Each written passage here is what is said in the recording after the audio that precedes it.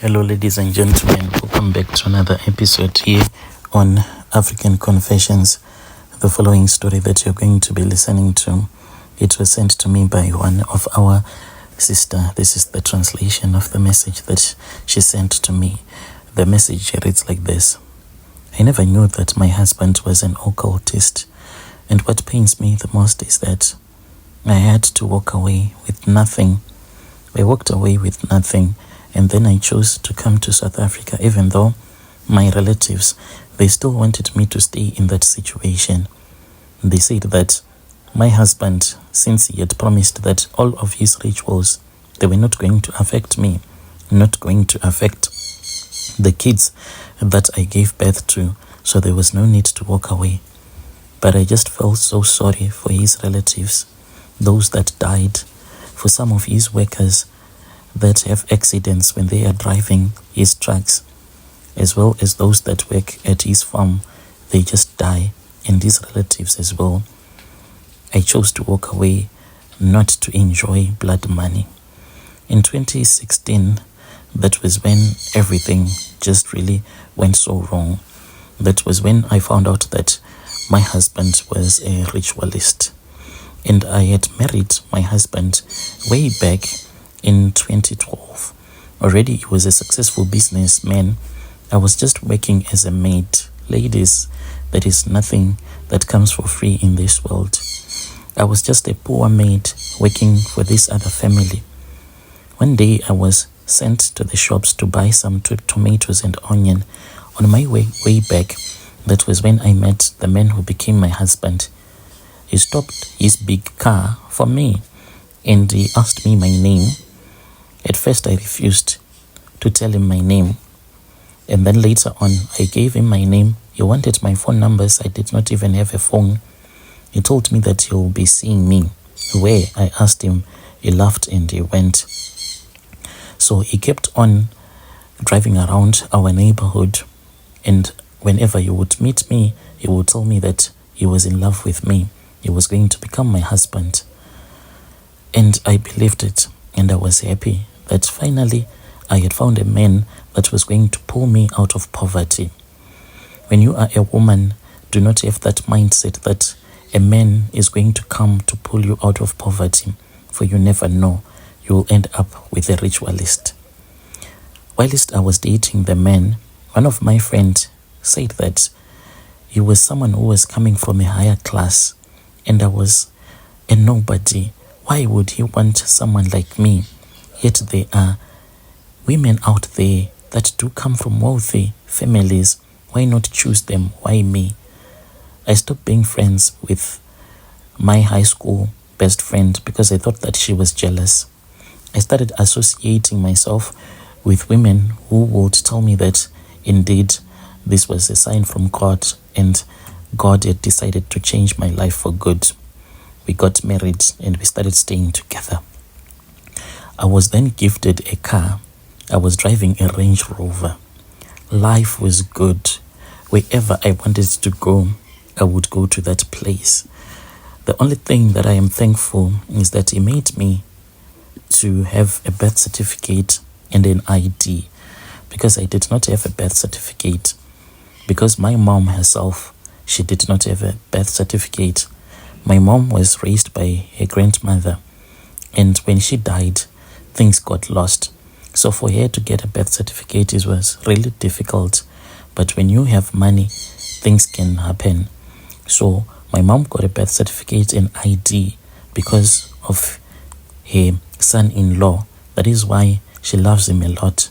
She always told me that I am someone who is the spirit of poverty, because if it was not for her, I was never going to be able to have an ID, she says. Then he made me to have a passport so that I can travel around the world. And yes, I did travel around the world.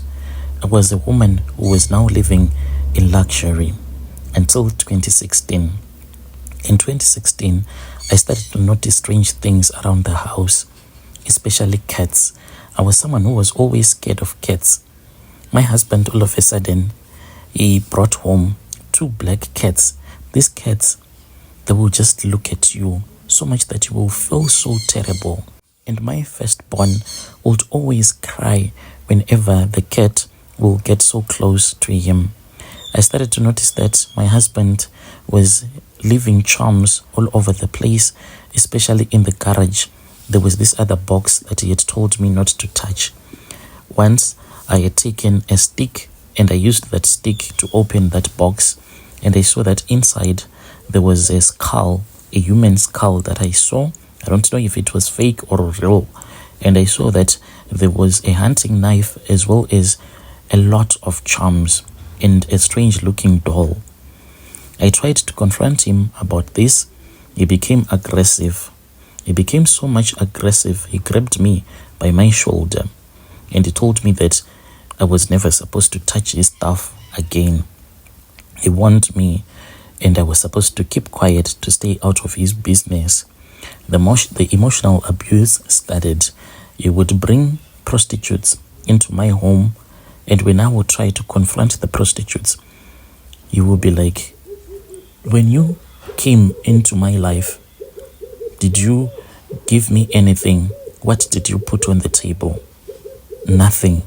So if you do not like what I am doing, go and get your own place.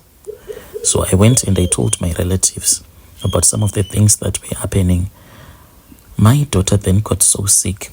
When my daughter got so sick, I went to a prophet who just laughed at me and said, woman, if you want to leave, walk away. Take your kids and walk away. The prophet then gave me some prayers that I was supposed to use. That was the day that I saw that my husband had tokoloshi. I was fast asleep and then I saw the cat. It entered into our bedroom. Even though the door was locked, it just entered as if there was no door. The cat then transformed itself and it became a little woman, very ugly, with a very big cookie. This woman climbed on the bed on top of my husband and started playing with his manhood. He woke up and he started making love to his tokoloshi. The next morning, I told him everything that I had seen. We fought really hard. And then I ran away. I went home. When I went home, it was because it said that he was going to find people that can kill me. I told my parents. They called him. We had a family meeting. He confessed to my relatives that indeed he had some rituals that he had done. And the reason as to why some of his workers, they die, it is because of his tokoloshis. Each and every 3 years, there are people that are supposed to die. His trucks, they have to have an accident so that the tokoloshis can have some blood. To my surprise, my parents, they were not even shocked. The only question that they asked was if his tokoloshis were going to affect me. And he said no. That was it. Then they told him to take his wife, meaning that I was supposed to go with him back to Harare. I refused. My mom told me that I had the spirit of poverty. That is how I dumped my husband and walked away with nothing. As time went on, I was denied access to my children, and I heard that right now he is another woman that he is staying with. He has so much money, this man, that if he wants, he can go and he can get new birth certificates for my kids. One of his cousins told me the man is struggling here in South Africa. He is just selling those wooden brooms. But his own blood, the cousin brother, he owns mines, trucks. He has deals that his trucks, they collect coal at Wange, then the coal is brought into South Africa. But he has his relatives that are selling wooden brooms, going around on a bicycle in different locations here in South Africa. He told me that I am not supposed to fight with him because as a family they have realized that he is that wicked. He said that if you fight with him, he can be so heartless. He has so many connections. The kids that you are trying to fight for, he can go and change the details on the birth certificates, and you are too poor to do anything about it. So I am here in South Africa. I am working on a farm in Limpopo, doing hard labor, a job that I never thought that I will do. Once married to a very rich man, now working on a farm.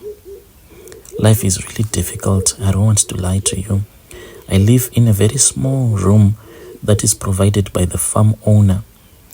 Even when I tell people that I used to drive a Range Rover, I used to have a bodyguard, a personal driver, most of the people that I work with, they don't even believe me.